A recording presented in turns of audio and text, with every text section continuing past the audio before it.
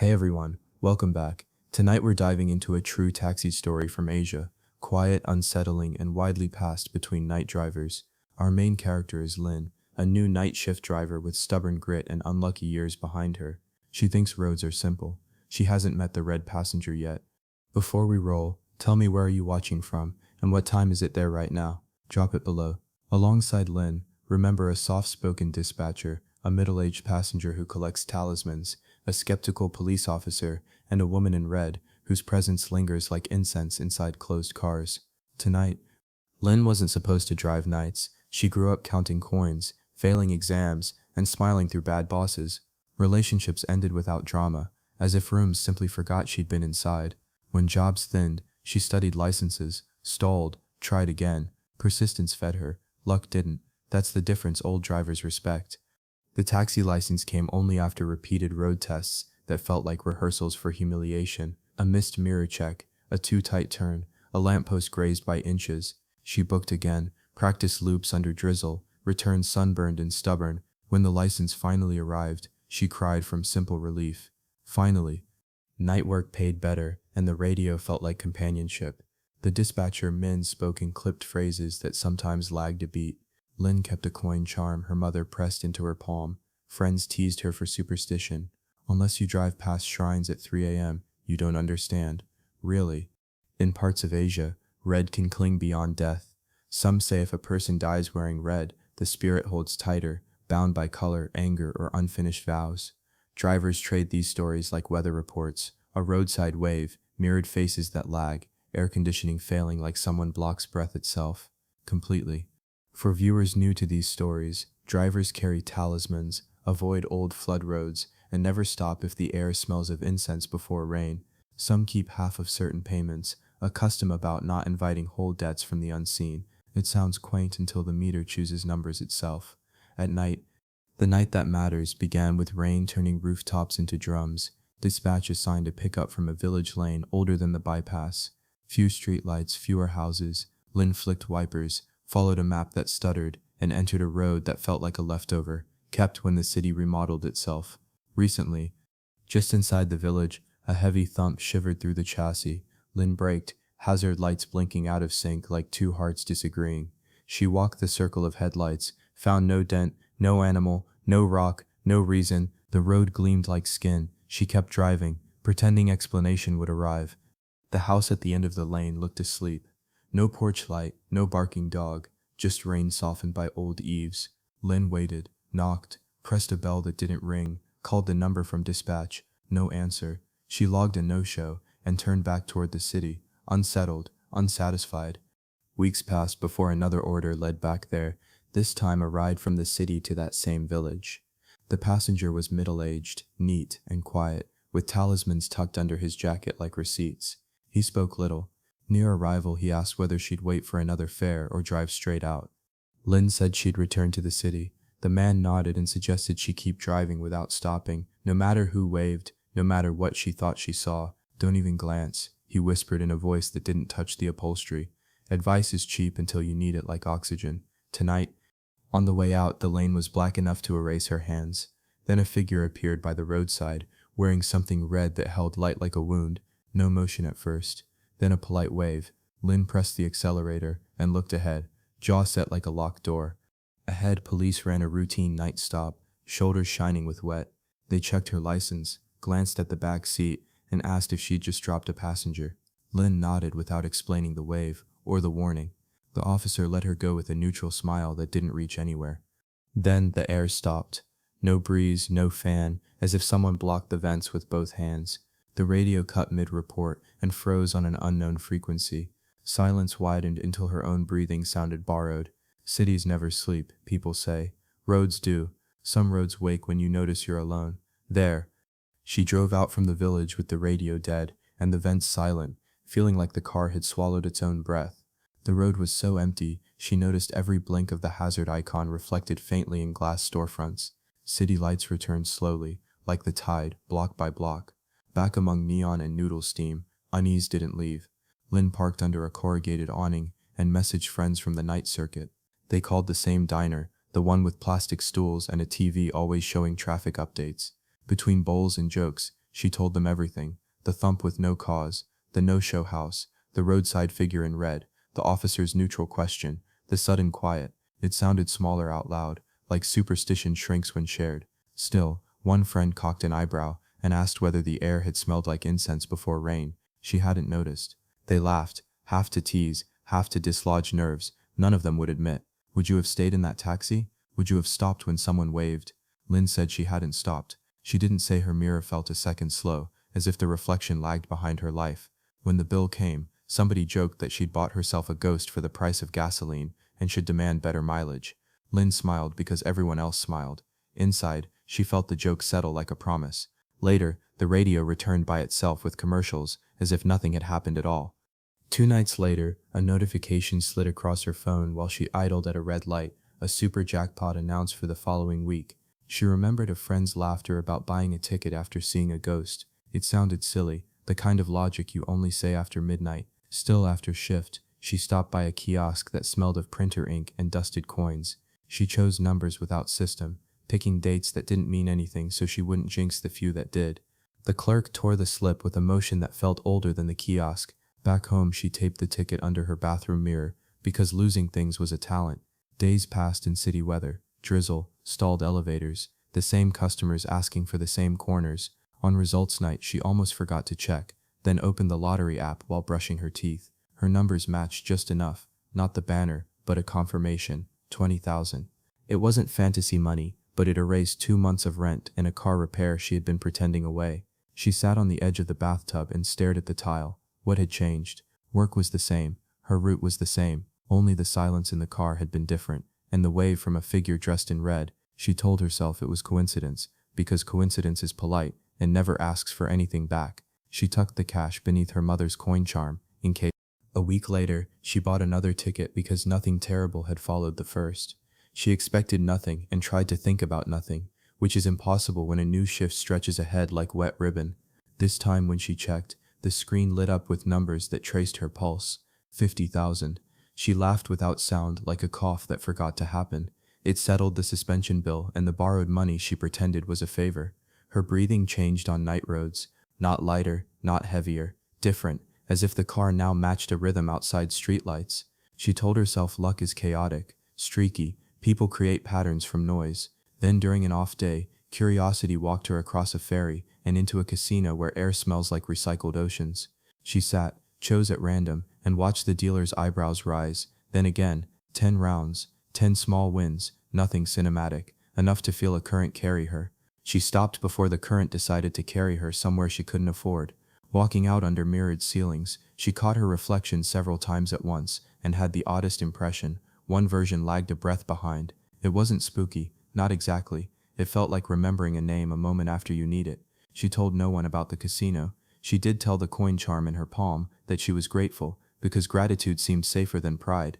That night the meter's backlight flickered, as if acknowledging her, then steadied. Luck didn't fix night work, it only painted it a different color. Her tires still slid on oil she couldn't see, and her eyes still burned at 4 a.m. Near midnight on a Tuesday, a man waved her down near a narrow shrine wedged between convenience stores. He wore a conservative suit, but a string of wooden beads peeked from his cuff, and a small bronze talisman hung discreetly from his belt. He smelled faintly of camphor and old paper. During the ride he watched the windshield, not her mirror, speaking gently about traffic, then asking if she ever kept protection in the car. Lynn said she carried her mother's coin and didn't believe much beyond brakes and timing. He nodded without argument. Near the destination, lights thinned and the road grew quiet. He cleared his throat and said some drivers found amulets useful, not because ghosts fear objects, but because drivers remember rules when they feel weight against their chest. Lynn felt her chest become obvious to her. She laughed softly and changed lanes. Then the man said, in the way someone mentions a misplaced umbrella, that a woman in red sat beside her. She had been there since the first thump weeks ago. Lynn didn't look. Something in the car shrank to the size of a needle's eye. He apologized for mentioning it and said a short curbside prayer might help. He promised nothing, only that asking politely was better than pretending nothing rode along. For now, anyway. They stopped under a flickering street lamp, whose timing didn't match nearby lights. The man didn't touch anything in the car. He sat eyes forward and murmured words Lynn recognized only as rhythm.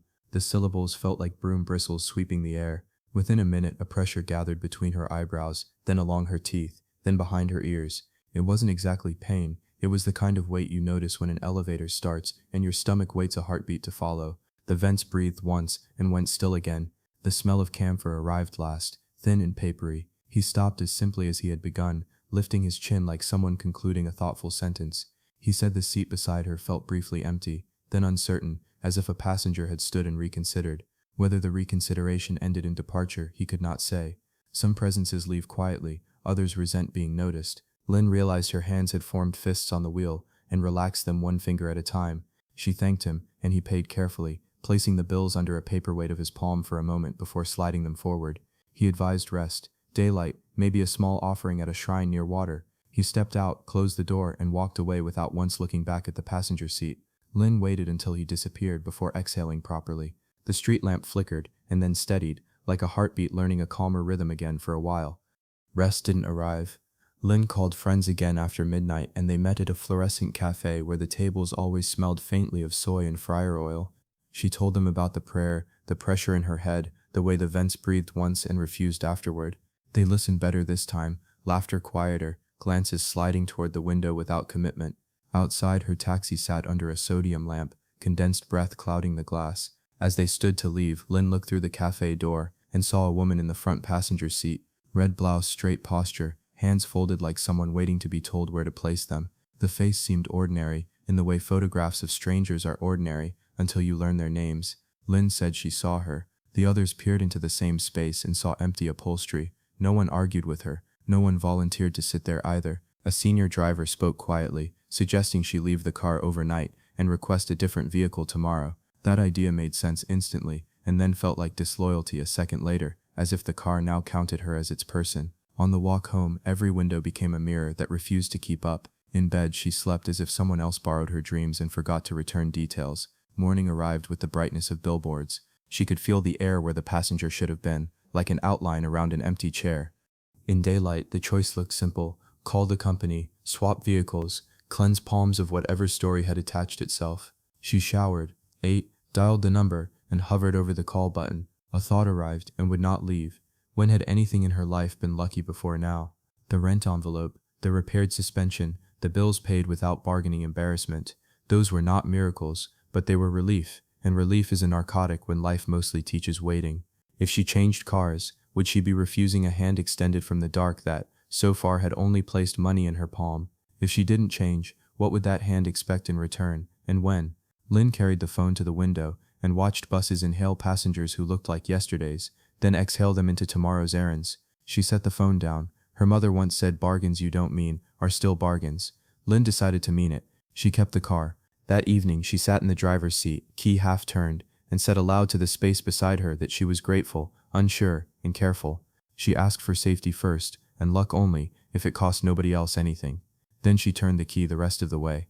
The engine caught with a sound she recognized, not the strained version from the night of the thump. She watched the mirror refuse to lag for a moment, like a truce extended. Truce's end. She drove anyway, for now, only.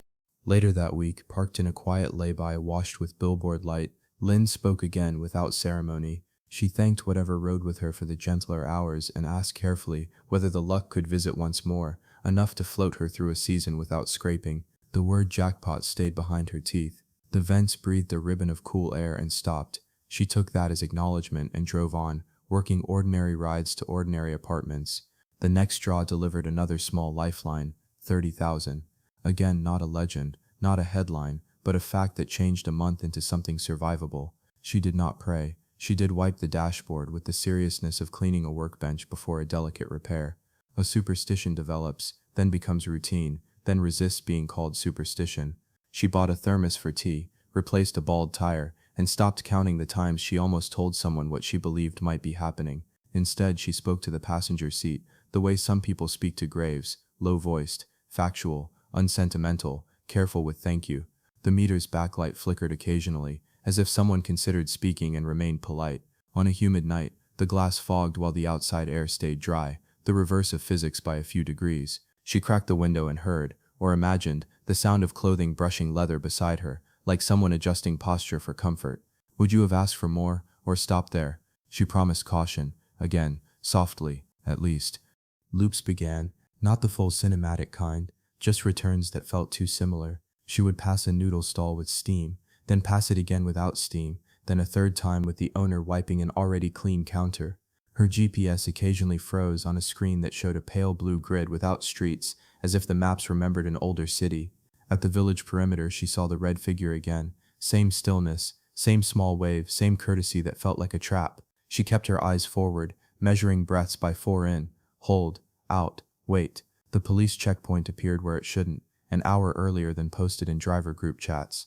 An officer glanced at the passenger seat and asked the ordinary question about recent fares, tone not quite ordinary. Lynn nodded once. The air smelled faintly of wet earth on a dry night. The radio tuned itself to a station that played only commercials for businesses that had closed years earlier. This wasn't chaos, it was curation. Something had decided which details to replay for her, which to subtract. Would you have turned around, or tested it? She tested it by not testing it, by leaving the village boundary without breaking, without glancing back, and without touching the coin at her neck. The road let her go, though grudgingly. She felt it when the car shuddered once like water shaken off. The meter paused briefly, and then recovered, as if embarrassed to have confessed it could count on its own. Then the body obeyed its own calendar. Lynn woke tired and stayed tired, an exhaustion that didn't answer sleep. Food tasted like it had been told to behave. A dull ache built under her right ribs and raised its hand at odd hours. She told herself drivers get worn down, night eats vitamins, tea isn't dinner. After 3 days, concern outweighed denial. At the clinic, fluorescent lights made everyone look like they kept secrets. Blood work and ultrasound followed.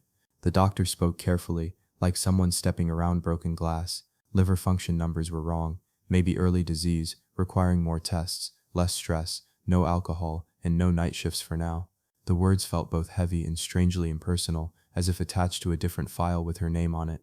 Lynn nodded, asked sensible questions, and then went home to a room that smelled like laundry even though nothing was drying. She sat in the parked taxi one last time and listened to the engine's lazy tick as it cooled.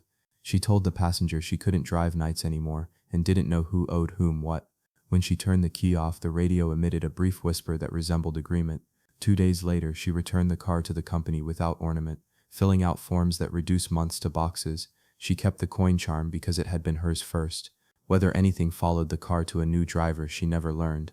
Silence may be mercy, or simply distance. Before surrendering the keys, Lynn reviewed the dashcam as if facts might file themselves into place. The footage made night look cleaner than it was. The passenger seat remained empty in the camera's flat honesty, yet the rear view caught reflections that hesitated. A face that almost was hers, and then wasn't. The way a portrait refuses a likeness it never agreed to. At the checkpoint, the microphone recorded the officer's ordinary words, and an extra sound, a small exhale from the passenger side that didn't align with Lynn's breathing. She replayed that few seconds again and again, until the sound wore thin. Timestamp stuttered once when she passed the no-show house. The GPS overlay failed exactly there. Later, she opened the audio track in a simple program and watched the waveform bloom briefly into a pattern like fabric. She closed it without naming the file, because names make things easier to recall. Would you keep that clip, or delete it? She deleted it, then emptied the trash, then sat very still, feeling how deletion doesn't return anything to before. On impulse, she scrolled backward to the night of the first thump.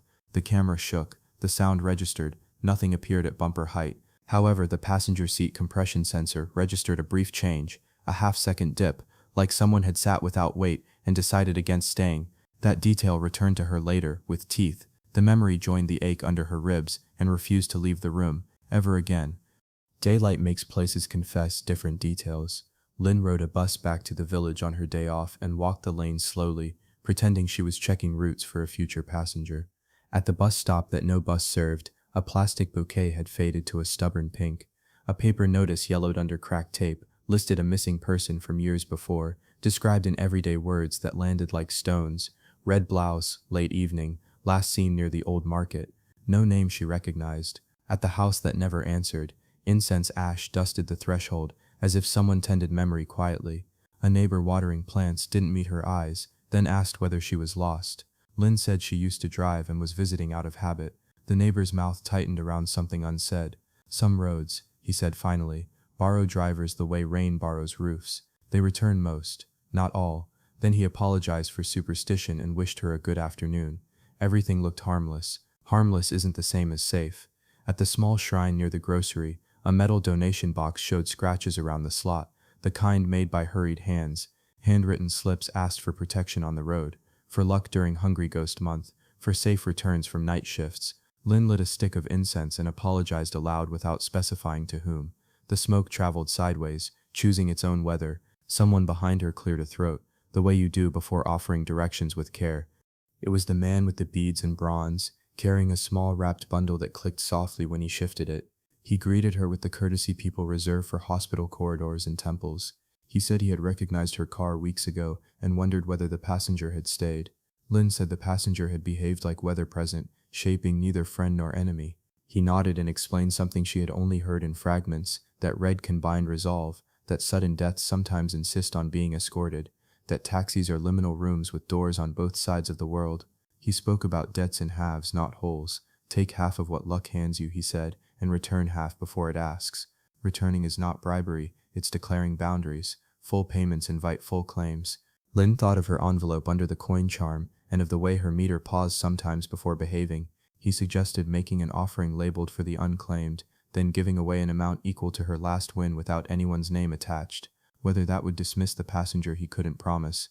It could, however, declare that the car no longer keeps a seat open. He added that sometimes the kindest thing is refusing a ride you cannot finish. He looked past her shoulder to the lane as if expecting the heir to make a choice. Would you return half and keep half, or pretend the math doesn't apply to you? She already knew. Inside, somewhere. She withdrew cash equal to her last win and divided it evenly, half to anonymous charity that paid hospital bills for strangers, half to the donation box at the shrine with a slip that read simply, "For whoever keeps the road." She burned paper offerings by the water, the ash lifting straight up instead of drifting. Back in the car, the cabin felt undecorated in the best way. She turned the key. The meter lit, counted to 59 on its own, then went dark and returned to 0, the way a held breath returns to breathing. She didn't pretend she hadn't seen it. She said thank you the way workers thank elevators that arrive when called. The village lane still existed, and the city still needed fares, and her doctor still needed her to keep daylight hours.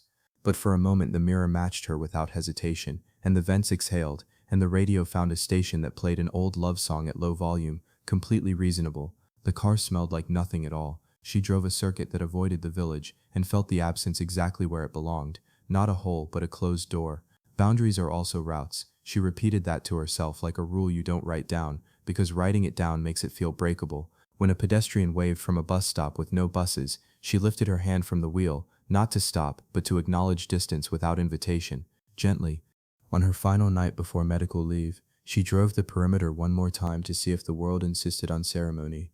The village entrance waited like an old bruise under makeup. The red figure stood there again, precise as a photo used too often. The hand didn't wave this time. It hung, patient like a question that already knows its answer. Lynn didn't slow, didn't stare, didn't speak. She counted breaths and watched the road widen into city. The air conditioning hummed like something domestic and sane. At a light she checked the passenger seat and found nothing except upholstery that remembered bodies without keeping them. She drove straight to the company garage, parked, and turned the key.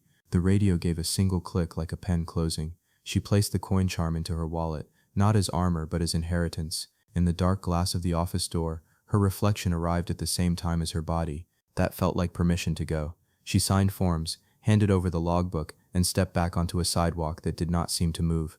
Traffic made the noises traffic makes when it belongs to everyone. She took a route home along streets that avoided mirrors. At the corner grocery she bought tea and fruit and a calendar.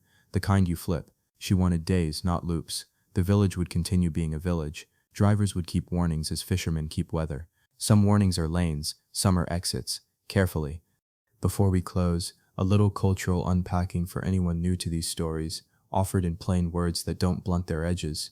In many places across Asia, the color red isn't just festive, it's binding. There's an old belief that if someone dies in red, especially through violence or despair, the spirit may cling harder, as if the color stitches resolve to the world. Taxis also occupy a strange middle ground. They're private for a moment, and public the next, doorways on wheels. People carry heartbreak and celebrations through them, bargains and endings, last phone calls and first confessions. So taxi ghost stories travel easily. The passenger who vanishes at a cemetery gate, the fare paid with out-of-date bills, the route that only exists on older maps, the driver who shouldn't look at mirrors more than once on certain nights. During Hungry Ghost Month, some drivers won't work late, or will leave an empty seat respectful, a small kindness in a world full of hard corners. None of this requires belief to be understood. Think of it as etiquette for unseen neighbors. Even if you don't share the beliefs, you recognize the shapes, warnings meant to keep the living moving forward, small rules that keep doors from catching your sleeve. Lynn's story was told to us as true by drivers who swap roads more than names. They leave specifics vague on purpose. Vagueness becomes another boundary, like keeping half a debt and returning half so nothing claims you, when midnight listens closely. About the rules we mentioned, am I forbidding curiosity? No, I'm describing habits that ride shotgun with risk. Talismans aren't magic in the cinematic sense, they're reminders strapped to your chest. When you feel their weight, you remember to keep boundaries, to drive through, to refuse invitations you didn't request. Returning half your luck is an old arithmetic. Honoring windfalls by sharing them before they collect interest you can't pay. Smelling incense before rain isn't meteorology, it's a pattern drivers learned. Shrines nearby, funerals remembered, grief that hangs in corridors between buildings. Don't stop when waved on certain roads isn't cruelty, it's survival passed along by people who want you home. Officers sometimes ask whether you just drop someone off because their eyes measure weight differently than dash cams. Radios go quiet, meters pause, vents stall. Yes, machines fail, but it's also true that machines notice us noticing. When you decide something is strange, the car often agrees louder. Would you pull over to make the strangeness explain itself? Or would you keep moving until movement becomes the explanation? Different cities hold different names for the same etiquette. The point isn't fear, it's respect for whatever shares the night with you. Drivers will phrase it better. Keep your eyes forward where roads deserve them, and don't let mirrors teach you more than you asked to learn. If a route repeats details, let it finish without you. If the air smells like prayer, keep your engine warm, and your promise is simple. Go home gently, tonight. The part that bothers people isn't the red blouse or even the mirror that lagged. It's the timing of Lynn's health. Was her luck borrowed from somewhere that wanted interest back? Did she invite a debt by asking for more than safety? None of us can prove arithmetic like that, and doctors speak a cleaner language, but night workers will tell you the body is a ledger. You can run tabs only so long. Lynn returned the car, kept her coin, and kept her tests. We were told she chose day work after that and stopped counting how many times the radio tried to tune itself. A different driver now takes calls near the village entrance. They post occasional footage of empty seats, as everyone does, because empty seats feel safer than full ones. The bouquet at the bus stop still fades by inches. If the red passenger wants company, she keeps that want quieter than before. Maybe boundaries work. Maybe the world is kinder when thanked. What would you have done differently? Taken the money and named it luck, or named it luck and put half back across the world where someone else waits? When the meter chooses, will you let it? When the road waves, will you wave back? These are the softer questions that hard nights ask. Our story was shared by drivers who say it happened this way. Details travel, but its warning stays. Arrive with nothing following your breath home. There are nearby beliefs we should mention because they orbit the same gravity. Some families once arranged ghost marriages to settle restless spirits, pairing the dead so both could stop asking the living for company. Property becomes stigmatized when deaths occur inside, lowering rent but raising questions. Taxi dispatchers quietly share avoid lists for certain lanes after midnight. Ritual specialists do simple things. Burn paper, ring bells, hang mirrors facing outward, tie red strings with respectful knots. Actions that matter less as physics and more as language addressed to whatever listens. If you grew up elsewhere, think of it as signage. Do not enter. One way, no standing. Not laws with punishment, but instructions that prevent collision. In this story, boundaries were the difference. Lynn didn't conquer anything. She recognized what the night claimed and stepped away without slamming the door. The tragic part isn't that she saw something, it's that she almost mistook attention for protection. When the world notices you, it doesn't always mean it wants you well. We call this a true story because drivers who never agree on politics or sports agree on its outline and on its warning. The streets change, the color doesn't. Red remains red, seats remember. Luck arrives like weather and can leave like weather too, carrying debts in its pockets. If you're on a night road, test a rule. Breathe once for yourself, once for who never reached their stop, then keep driving forward without hunting for faces in glass. Let's end gently. This story is told as real by people who prefer work to folklore, but no folklore when it rides along. If you're hearing this at night, check your own room. The steady hum, the honest clutter, the ordinary comfort. Keep it. Think about the rules Lynn learned and how quietly they sounded when she needed them. Would you have waited at the village house longer or driven on? Would you have taken every dollar good luck offered or returned half without a receipt because some debts can't be itemized? Would you have looked at the figure in red just to be certain? Tell me where you're watching from tonight and tell me the hour. not for superstition, but because late hours change how stories sit beside you. This is where we leave Lynn. For now, day shifts, tests scheduled, a coin heavy in her wallet, a shrine that remembers smoke, a lane that still exists for people who don't know it shouldn't. If you ever smell incense before rain, if your radio decides to think, if a mirror waits a heartbeat to answer, keep driving, be kind to what the night keeps, and be kinder to yourself. This is Paranormal Asia. Like, share, and subscribe if you travel these roads with us. Before you sleep, answer one last question in the comments. Would you dare ride alone after midnight? If the road itself seemed to remember your name, what would you do when the meter chooses you? That's enough road for tonight. Check your doors, leave one lamp breathing, and if the meter twitches after you've killed the engine, let it count without you. If a voice on the radio knows your name, don't answer. Roads love people who answer. We'll keep the passenger seat empty and the engine warm, drifting back into the mirrors where you first found us. You'll hear us again when the streetlights skip a beat. Paranormal Asia will be waiting when the lane remembers you.